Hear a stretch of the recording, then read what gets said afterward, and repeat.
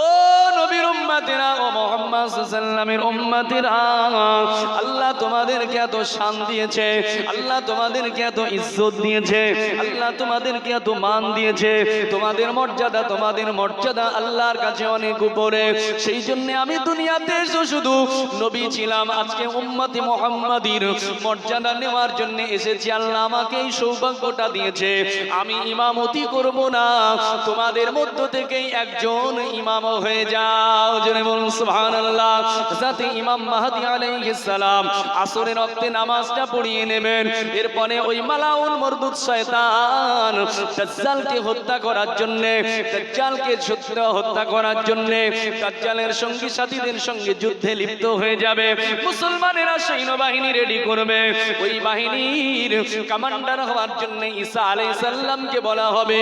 হযরত ঈসা আলাইহিস সালাম বলবেন, না না না, আমি এই বাহিনীর সেনাপতি হতে পারবো না, বরং তোমাদের সেনাপতি উম্মতে মুহাম্মাদি তোমাদের ভিতরে ঠিক করে নাও।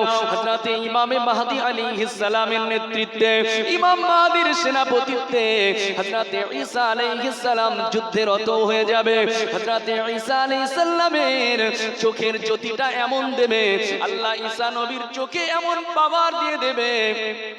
হাদিস সাক্ষী দিয়েছে, হযরত ঈসা নবীর চোখের পাওয়ার যতদূর পর্যন্ত পৌঁছে যাবে, ততদূর পর্যন্ত ইহুদি শয়তানরা ঈসা নবীর চোখের পাওয়ারেই তারা গলে যাবে।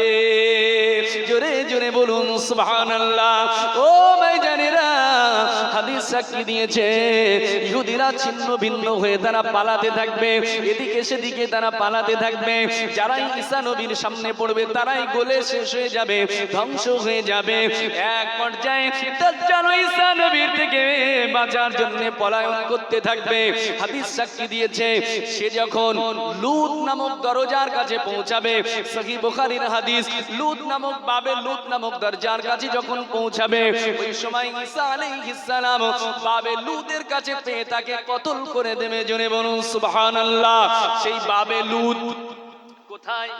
সেটাও কিন্তু ওই ইসরায়েলের ইহুদিরা, তারা আজ থেকে 50 বছর আগে ছিল না লুত নামক দরজা, তারা তেল আবিবের নিকটে একটা শহর তৈরি করেছে। ওই শহরে কয়েকটা দরওয়াজা করেছে, একটা দরওয়াজার নাম দিয়েছে বাবে লুত। তারা মনে করে এই দরওয়াজা দিয়ে আমাদের রাহবার, আমাদের যিনি মুক্তি, আমাদের যিনি শান্তি ফেরাবে, দাজ্জাল মাসি আমাদের এই দরওয়াজা দিয়ে ঢুকবে। তাদের দাবিটা ঠিক, কিন্তু তারা যাকে নিজেদের রাহবার মনে করবে, তিনি তো তাদের রাহবার হতে পারবে না। ওই দরওয়াজা দিয়ে ইসরায়েলের ভিতরে যখনই ঢুকতে যাবে, ওই জায়গায় হযরত ঈসা আলাইহিস সালাম দাজ্জালকে পেয়ে কতল করে দেবে। জোরে জোরে বলুন সুবহানাল্লাহ। ও ভাইজানেরা, আর আমি দীর্ঘায়িত করব না, সেই পূর্বের আলোচনাতে ফিরে যাই। যদি 10টা বলতে চাই সময় অনেক যাবে। আমি সংক্ষেপে, রাসূলুল্লাহ সাল্লাল্লাহু আলাইহি ওয়াসাল্লামকে প্রশ্ন করেছিলেন, 4 নাম্বার প্রশ্নটা কি ছিল? কিয়ামত কবে হবে? নবী বলেছিলেন, আমি জানি না, আপনি যেমন জানেন না। জিবরাইল বললেন, ইয়া রাসূলুল্লাহ, কিয়ামতের কিছু আলামত বলুন। রাসূলুল্লাহ কিয়ামতের ছোট ছোট কয়েকটা আলামত বলেছিলেন। কোন হাদিসে রাসূলুল্লাহ একটা আলামত বলেছেন, কোন হাদিসে 2টি আলামত বলেছেন, কোন হাদিসে 5টি আলামত বলেছেন, কোন হাদিসে 10টি বলেছেন, কোন হাদিসে 15টি। এইভাবে 100-র অধিক ছোট ছোট আলামত পাওয়া যায়। একটা একটা করে হাদিস বললে সময় শেষ হবে। প্রিয় মুসলমান, আল্লাহ নবী কোন হাদিসে বললেন, إن من أشرط الساعة أن يرفع العلم ويكثر الزهل ويكثر الزنا ويكثر الشرب الخمر ويقل الرجل ويكثر النساء। কোন হাদিসে রাসূলুল্লাহ বললেন, يتقارب الزمان يقبض العلم وتظهر الفتن ويبقى الشبهة। ও ভাইজানেরা, এইভাবে নবীজি একটা একটা করে কিয়ামতের আলামত বর্ণনা করে গিয়েছে। ও মুসলমান, তবে রাসূলুল্লাহ একটা হাদিসের ভিতরে, লম্বা হাদিসের ভিতরে একটা না কিয়ামতের 15টা আলামত বর্ণনা করেছে। শুনে নেন, রাসূলুল্লাহ 15টা আলামত একটা হাদিসে বলেছেন। আল্লাহ নবী বললেন, ইযা তুখিযাল ফাইয়ু দিওয়ানা ওয়াল আমানাতু মাগনামা ওয়াজ যাকাতু মাগরামা ওয়া তু'লিমা লিগায়রিদ الدين أطاع الرجل امرأته وأقى أمه وأدنى صديقه وأقصى أباه وظهرت الأصوات في المساجد وساد القبيلة فاسقهم وكان زاعم القوم أرزلهم وأكرم الرجل مخافة شره وظهرت القائنة والمعازف وشربت الخمور ويقل الرجل ويكسر النساء ولعنا آخر هذه الأمة أولها ও মুসলমানেরা আমার গুনে গুনে নবী কিয়ামতের 15টা আলামত বর্ণনা করলেন কোন জায়গাতে আমরা পৌঁছেছি আজকে আমরা কোন পরিস্থিতিতে এসেছি আমরা যে নিজেরাই আজকে কিয়ামত ডাকতে শুরু করেছি আমরাই তো হচ্ছি কিয়ামতের আলামত আল্লাহ নবী বললেন এই কিয়ামতের 15টা আলামত বর্ণনা করার পরে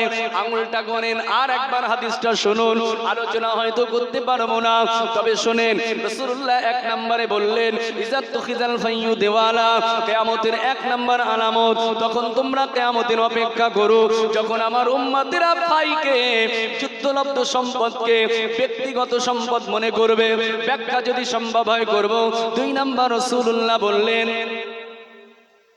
ওয়াল আমানাতু মাগনামা আমার উম্মতের আখিরি জামানাতে আমানাতের মালটাকে আপনার কিনা গনিমতের মালের মতো নিজেদের মধ্যে বণ্টন করবে 3 নাম্বার রাসূলুল্লাহ বললেন ওয়াজ যাকাতু মাগরামা আখিরি জামানায় আমার উম্মতেরা যাকাত দেওয়াকে জরিমানা মনে করবে 4 নাম্বার রাসূলুল্লাহ বললেন ওয়া তুলিমা লিগাইরিদ দ্বীন আখিরি জামানায় আমার উম্মতের আলেমেরা আল্লাহকে খুশি করার জন্য নয় তারা দিনকে বাঁচানোর জন্য নয় দিনের জন্য নয় বরং তারা দুনিয়ার জন্য দুনিয়া কামাইয়ের জন্য ইলম অর্জন করবে 5 নাম্বার রাসূলুল্লাহ বললেন আতার রাজুলু ইমরাতাহু আখিরি জামানায় আমার উম্মতের যুবকগুলো তারা তাদের বিবির আনুগত্য করবে ওয়া আক্কা উম্মুহু বিবির আনুগত্য করে তার মাকে ধমক দেবে মাকে দূরে সরিয়ে দেবে আখিরি জামানায় আমার উম্মতের যুবকেরা আদানা সাদিকাহু তারা তাদের বন্ধু বান্ধবকে খুবই কাছের মনে করবে আকসা আবাহু